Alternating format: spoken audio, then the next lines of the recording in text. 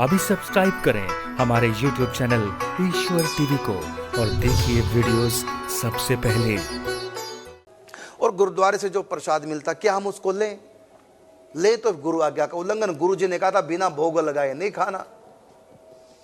तो इसका उत्तर यह है कि गुरुद्वारे में और मंदिर में भगवान को भोग लगने के बाद ही तो प्रसाद आपके पास आता है, इसलिए वो भोग लग चुका है, उसको भोग लगाने की आवश्यकता नहीं है।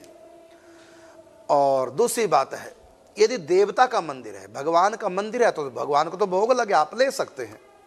यदि देवता का मंदिर प्रसाद है तो देवता का तो भगवान को भोग लग ही नहीं सकता, है ना।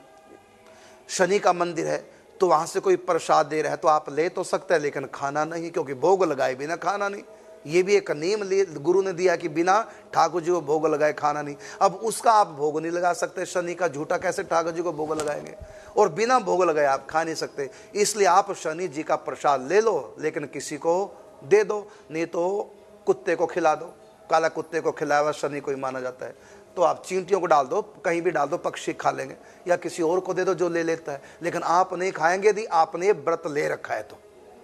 ये 5 प्रकार के व्रत, उसमें एक व्रत ये भी है कि तुम ही निवेदित भोजन कर ही। यदि ये नियम आपने ले रखा कि बिना भोग लगाए नहीं खाना, तो आप शनि का प्रसाद नहीं लेंगे। हनुमान जी का ले सकते हैं। कैसे? क्योंकि हनुमान जी क्या करते हैं, जब भी हनुमान जी के आगे कोई अमनिया रखता है तो हनुमान जी बिना राम का भोग लगाए खाते नहीं।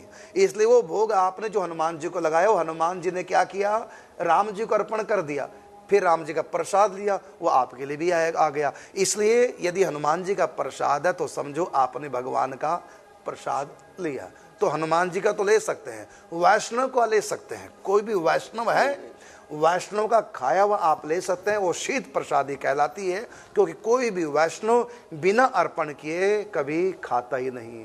इसलिए वैष्णव का दिया हुआ भी आप ले सकते हैं, उनका झूठा भी आप खा सकते हैं, वैष्णव का, पंच परमेश्वर का भी ले सकते, है ना। और मैं कहना चाहूंगा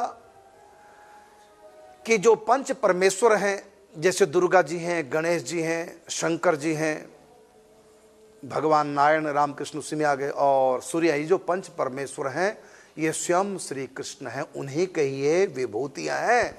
इसलिए अपना इष्ट जानकर आप उनका भी प्रसाद ले सकते हैं। लेकिन यदि आप इष्ट से अलग उनको मान रहे हैं तब आप उनका भी नहीं ले सकते।